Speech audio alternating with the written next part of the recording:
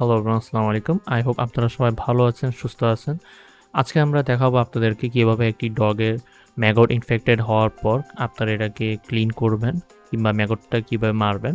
তো first of all আমরা যে জিনিসটা করতেছি, আইভারমেকটিন ড্রপ নিয়ে পরিমাণ মতো করে আমরা আইভারমেকটিন ড্রপটা ম্যাগটের উপর দিয়ে ছিটিয়ে দিচ্ছি হালকা হালকা করে। এখন কারেন্টলি এই ডগের ম্যাগট তার কানের উপরে, তার চোখের নিচে, তার মাথার মাঝখানে, তার নাকের একটু উপরে বিভিন্ন জায়গায় এবং পিছনের জায়গায় ম্যাগট হয়ে রয়েছে। তো আমরা আইভারমেকটিন প্রপারলি দিয়ে দিয়েছি। এখন আমরা একটু ওয়েট করতেছি কীভাবে ম্যাগটগুলো মরে, এবং এর পাশাপাশি আমরা যে জিনিসটা করব তার ওজন, বয়স এবং সব কিছু ভিত্তি মেনে আমরা আইভারমেকটিন ডোজ তাকে পুশ করে দেব। আইভারমেকটিনটা আমরা পুশ করব চামড়ার নিচে, অবশ্যই এটাকে চামড়ার নিচে পুশ করতে হয়। এটা কোনোভাবে চামড়ার মাঝে এবং মাংসের মধ্যে পুশ করা যাবে না। আইভারমেকটিন একটি নেসেসারি ইভিলের মতো কাজ করে থাকে। ইট মিনস যে আপনি এটা ঠিকমতো ইউজ করতে পারলে এটা অনেক ভালো কাজ করে। আপনার যদি এটা প্রপার গাইডলাইন্সের মধ্যে ইউজ না করেন তাহলে এটা কিন্তু খুবই খারাপ অবস্থায় আসে। আরেকটা জিনিস হচ্ছে, আপনারা যে ম্যাগট ক্লিনিংটা করে থাকি, তো ম্যাগট ক্লিনিংয়ের জন্য যে ফার্স্টে আইভারমেকটিন ড্রপটা দিয়ে থাকলাম, এই ড্রপটা কিন্তু আপনার চোখের মধ্যে, কানের মধ্যে, মুখের মধ্যে, শরীরের অঙ্গ ভিতরে যেখানে ব্লিডিং আছে এখানের মধ্যে দেওয়া যাবে না। আইভারমেকটিন ড্রপটা কমপ্লিটলি এক্সটার্নাল ইউজের জন্য। ওকে, এখন ডগটা যেটা আমরা পেয়েছি, যাকে আমরা ট্রিটমেন্টটা দিচ্ছি, সে একটি স্ট্রিট ডগ। ডগটার এজ অনেক বেশি, তার ম্যাগটের ইনফেকশনের যে এরিয়াটা আছে এটা অনেকটাই স্প্রেড হয়ে গেছে। এখানের মধ্যে তার বাঁচার চান্সেস নিয়ার টু ইম্পসিবল। এখন নিয়ার টু ইম্পসিবল একটা কেসের মধ্যে আমরা এখানে চেষ্টা করতেছি, আমরা এখানে আদার্স কোনো কিছু দিতেছি না। তো এখন আমাদের ম্যাগট টোটা দেখা শেষ। এখন আমরা তার ফিজিক্যাল এক্সামিন একটা জিনিস থাকে, ওই জিনিসটাকে কন্টিনিউ করব।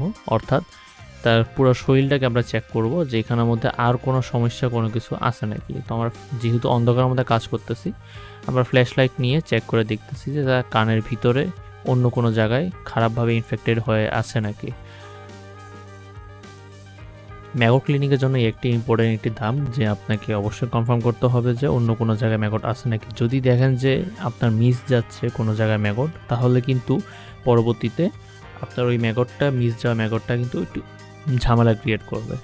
সো আমরা এখন দেখলাম যে চোখের নিচে টোকানি আছে, তো আমাদের এই জায়গাটাতে খুবই কেয়ারফুল থাকতে হবে। কারণ দেখেন, আমি তার চোখটাকে বন্ধ করে কমপ্লিটলি জাস্ট একটু অল্প বারে দিতেছি, কারণ এখানে যদি কম বেশি একটু পড়ে যায় তাহলে কিন্তু তার চোখের মধ্যে আইভারমেকটিন চলে যাবে, এবং আইভারমেকটিন চলে যাওয়ার কারণে তার চোখ অন্ধ এবং ইনস্ট্যান্ট মৃত্যু হওয়ার একটা সম্ভাবনা খুবই বেশি হয়ে থাকে। সো ম্যাগট এটা কাজ করার জন্য আপনার অ্যাবাউট 30 to 40 মিনিটস অ্যাটলিস্ট একটু সময় লাগবে।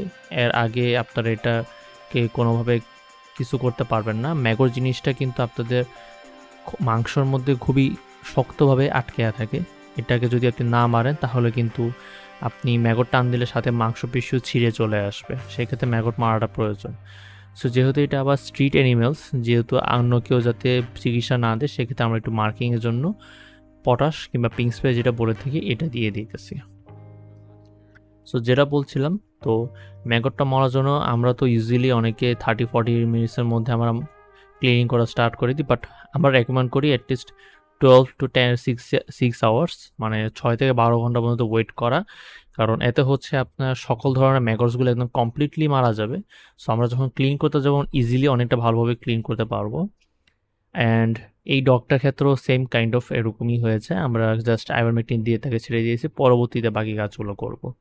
সো এখন সে যেহেতু স্ট্রিট সাইডে আছে, আমরা চেষ্টা করতেছি তাকে একটু দূরে ভিতরে সরে রাখতে, যাতে অন্য কোনো কিছুর সাথে সে বাড়ি না খায় এবং সে আহত না হয়। সো এই ছিল আমাদের প্রিপারেশন ম্যাগট ক্লিনিংয়ের জন্য। কিন্তু এই ম্যাগট ক্লিনিংটা আস্তে ধীরে ইমপ্রুভমেন্ট হবে। পরবর্তীতে এটা আরও সব কিছু দিক বিবেচনা করে আমরা বলতে পারবো যে তার কি হয়েছে না হয়েছে। সো কারেন্টলি আমরা স্পটে যারা আমাদেরকে ইনফরমেশন দিয়েছে তাদেরকে আমরা সকল ধরনের রিস্ক এবং তার বাঁচার সম্ভাবনা সম্পর্কে একটু ধারণা দিয়ে দিতেছি। সো আই হোপ এই ভিডিওটা আপনাদের কাছে ইনফরমেটিভ লেগেছে। লাগলে অবশ্যই লাইক দিবেন। আল্লাহ হাফেজ।